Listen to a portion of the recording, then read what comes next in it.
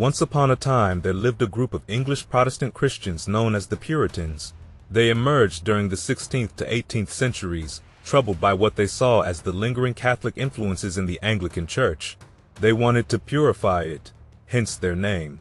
Originally, the term Puritan was meant as an insult, hurled by Anglicans who thought these folks were too picky about religious details. They based their beliefs on the teachings of John Calvin, a religious reformer.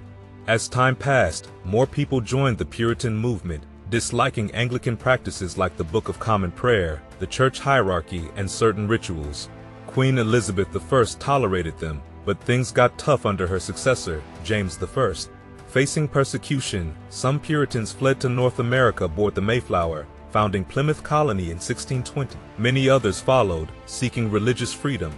Back in England, Puritans gained political power, even sparking civil wars.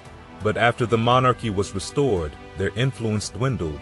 However, in America, Puritanism thrived, shaping the culture of the colonies and beyond.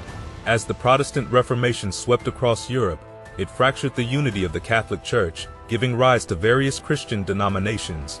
Among the early reformers was John Calvin, who emphasized a strict adherence to the Bible. Meanwhile, in England, King Henry VIII established the Anglican Church, largely mirroring Catholic practices. However, some Protestants, expecting a more radical break from Catholicism, were disappointed and quietly advocated for further reform.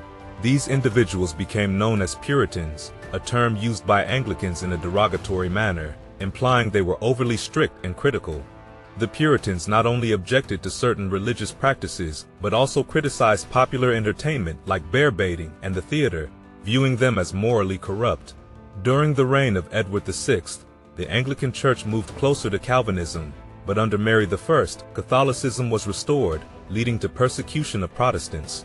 Upon Elizabeth I's ascension, Protestantism was reinstated through the Elizabethan religious settlement of 1559. However, many Puritans, who had fled during Mary's reign, returned from exile, dissatisfied with the compromises made in the settlement.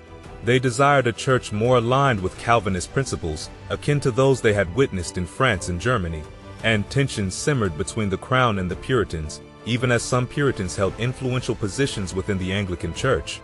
Underground networks of dissenters emerged, challenging the authority of Queen Elizabeth I and her church.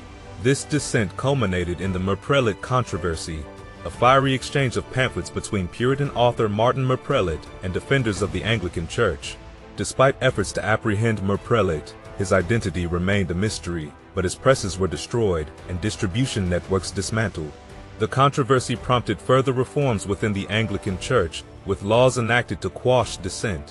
When James I ascended the throne in 1603, he attempted to address religious conflicts by convening the Hampton Court Conference in 1604. Here, Puritan theologians clashed with Anglican bishops, but James ultimately sided against the Puritans. To solidify his stance, James commissioned the creation of the King James Bible, aimed at supporting Anglican theology.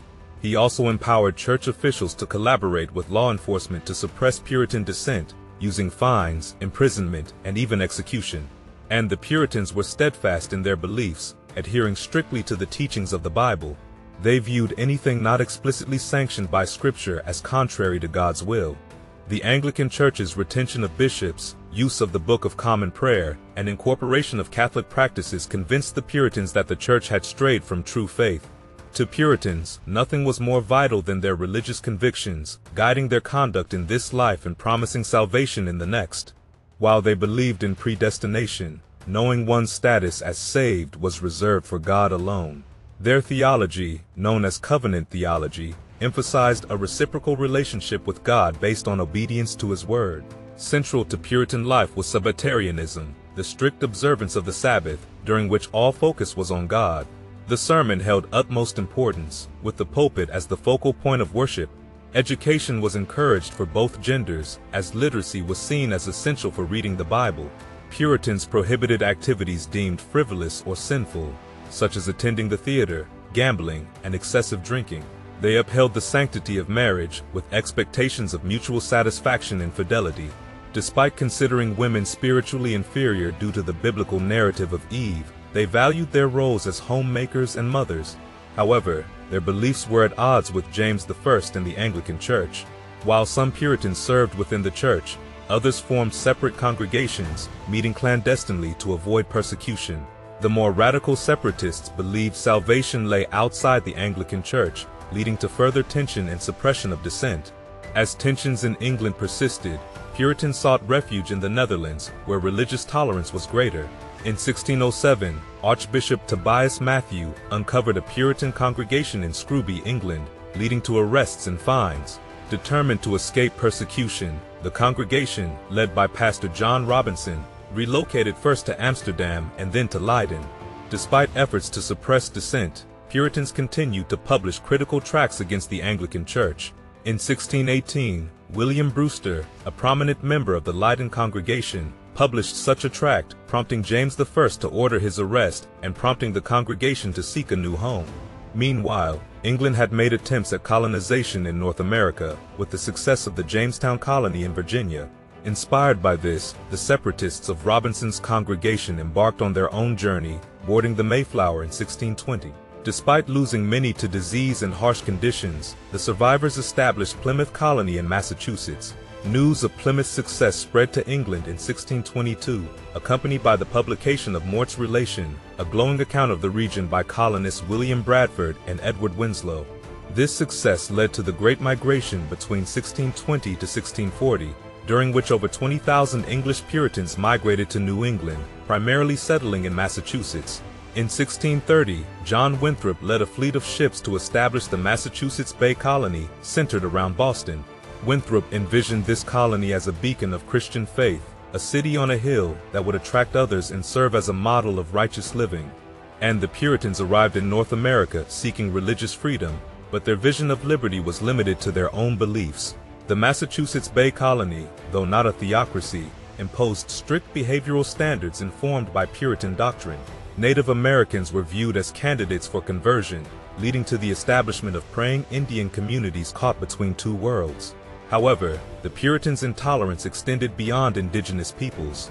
Jews, Catholics, Anglicans, and especially Quakers faced persecution for their beliefs, leading to further migrations to neighboring regions where states like Rhode Island and Connecticut were established. These states' constitutions drew inspiration from the Mayflower Compact, reflecting Puritan ideals of governance. Puritan influence extended into various aspects of American life. Rejecting Christmas celebrations until 1870, they emphasized literacy for understanding God's will, leading to advancements in public education. Harvard University, founded in 1636, aimed to train clergy, while Puritans also supported medical knowledge. Their strict observance of the Sabbath led to blue laws restricting activities on Sundays. However, Puritan beliefs also propagated racism and sexism. Africans, women, and Native Americans were deemed susceptible to Satan's influence. This mindset fueled witch trials and participation in the slave trade, tarnishing their legacy. While Puritans in England aimed to reform the Anglican Church, those in North America shaped the continent's development. By the mid-1700s, theological disputes and the arrival of other faiths diluted Puritan influence. Yet, their legacy endures in American exceptionalism, the belief in the nation's innate superiority, popularized by figures like Bradford and Winthrop. Despite their flaws, Puritans of the Plymouth Colony are revered as national heroes, their vision of a city on a hill resonating as a symbol of American aspiration.